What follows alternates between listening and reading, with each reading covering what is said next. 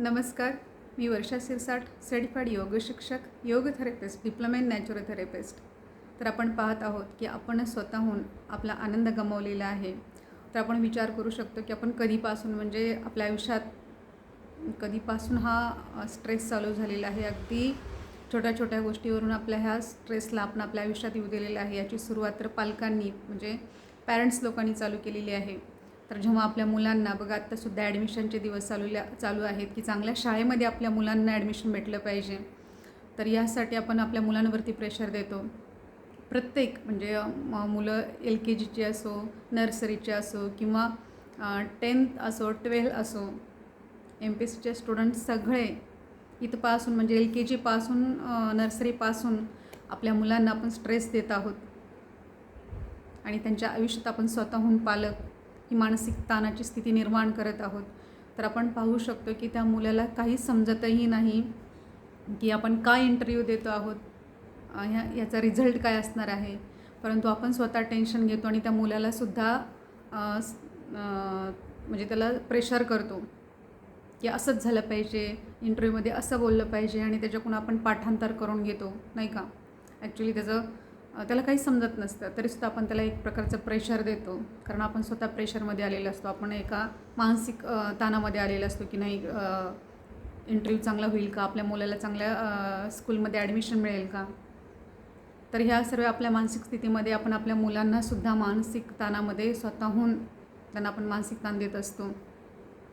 तर इथंपासून आपल्या आयुष्यात सुरुवात होते, त्या आयुष्य संपेपर्यंत आपला हा मानसिक ताण आपल्या आयुष्यातून जात नाही आणि आपण त्याला असं कॅरी करत आहोत की तो आपल्या एका आयुष्याचा भागच आहे, असं गृहीत धरलेलं आहे आपण. आयुष्यामध्ये योग्य ताण असणं फार गरजेचं आहे, योग्य प्रेशर असणं फार गरजेचं आहे. पण कुठल्याही गोष्टीचा अतिरेक जर झाला तर त्याचे साईड इफेक्ट 100% असतात आणि ते दिसतात. आपण पाहू शकतो की आपल्या आयुष्यात जर मानसिक ताणानं त्याची मर्यादा जर ओलांडली तर ते आपल्याला कॅन्सरसारखे आजार, हार्ट अटॅकसारखे आजार, डायबिटीजसारखे आजार, डिप्रेशन हे मोठे मोठे आजार आपल्या आयुष्यात येतात. एवढंच नाही तर अनेक छोट्या मोठ्या आजारांचं कारण आणि त्या लिस्टमध्ये मानसिक ताण हा येतोच, नाही का. तर आपण विचार केला पाहिजे. बघा, मोठ्या विद्यार्थ्यांना तरी माहीत असतं, त्यांनी रात्रंदिवस अभ्यास केलेला असतो, कसा इंटरव्ह्यू द्यायचा, कसं काय बोलायचं हे त्यांना समजत असतं. पण त्या छोट्या बाळाला LKGच्या किंवा नर्सरीच्या मुलांना काही माहीत नसतं की कशासाठी चाललेलं आहे, तरीसुद्धा आपण त्याला प्रेशर आणत असतो. तर ह्या नाजूक जीवावरती त्या ताणाचं म्हणजे काहीतरी परिणाम होत असेल ह्याचा आपण विचार केला पाहिजे, नाही का. कारण हा ताण आपण स्वतःहून आणलेला आहे, कारण आपण प्रत्येक ठिकाणी आपल्या स्पर्धेत बसायचं आहे. मग ॲडमिशन घेण्यापासून ते प्रत्येक गोष्टीसाठी आयुष्यातल्या आपण स्पर्धा करत आहोत.